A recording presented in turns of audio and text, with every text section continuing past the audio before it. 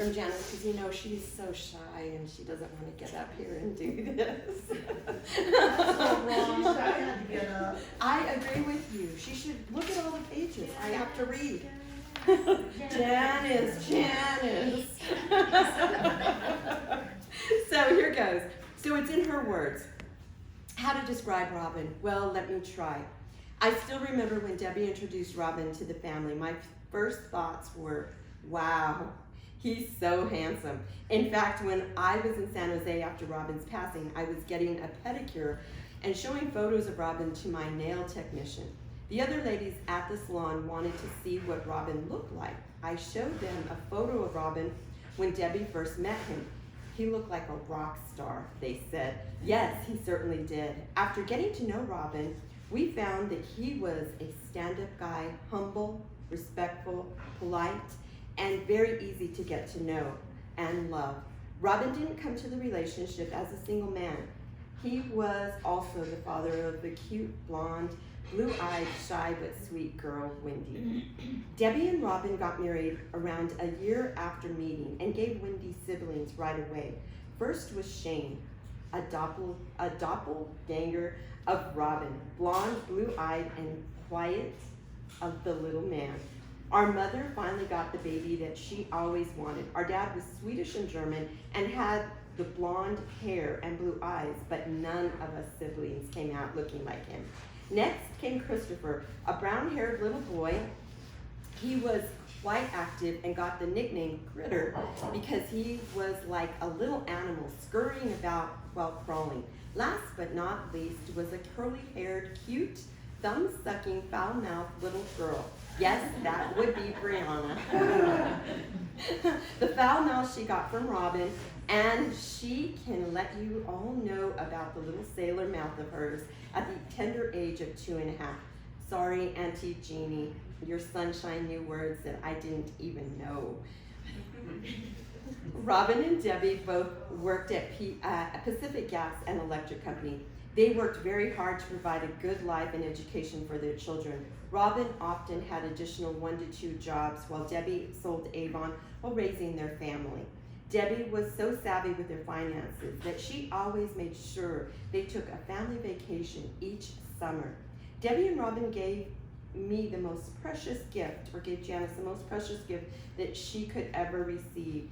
They asked Janice and her brother David to be Christopher's godparents. Christopher was Janice's first godchild.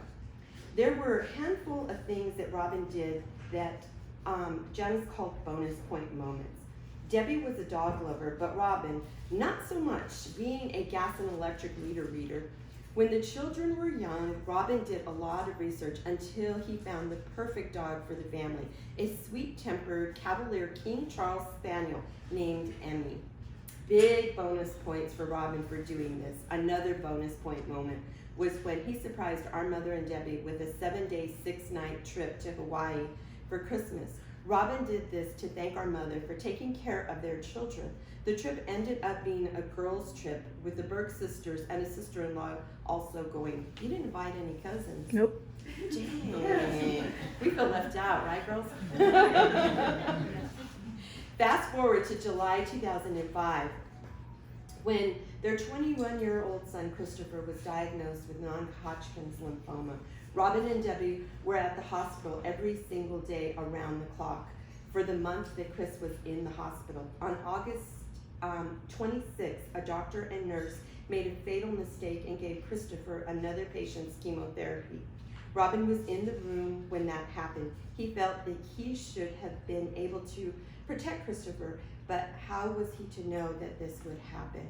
Debbie and I were not at the hospital that day. We were both catching a cold. On August 29th, just 3 days after the error, Christopher passed away, surrounded by family and friends.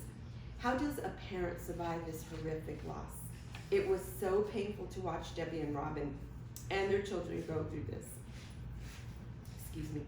After Christopher passed away, Robin was so protective of Debbie. He started doing the grocery shopping so Debbie didn't have to see the foods that Christopher loved.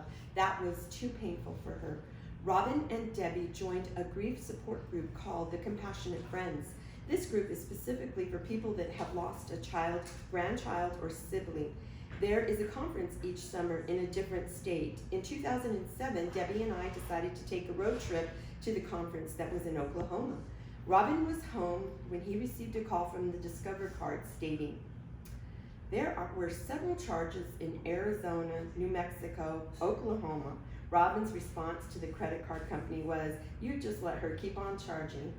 My Honda Pilot was stuffed so much that we could not barely see out the back window. Another bonus point moment for Robin. One of Robin's amazing talents was writing. He was so eloquent in his writing that when our mom was terminally ill, she told us that she wanted Robin to speak at her funeral.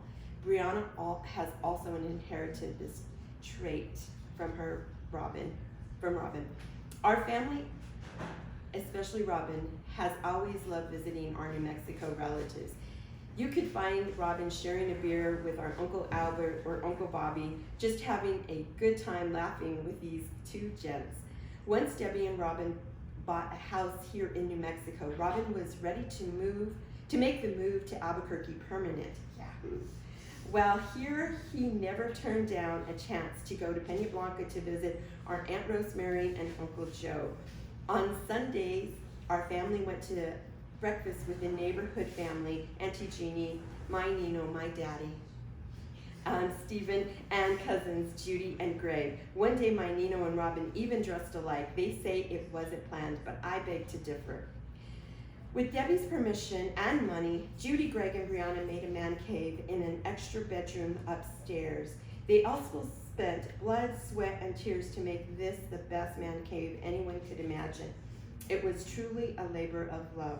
We will watch a video of the revealing of the man cave to Robin after this eulogy.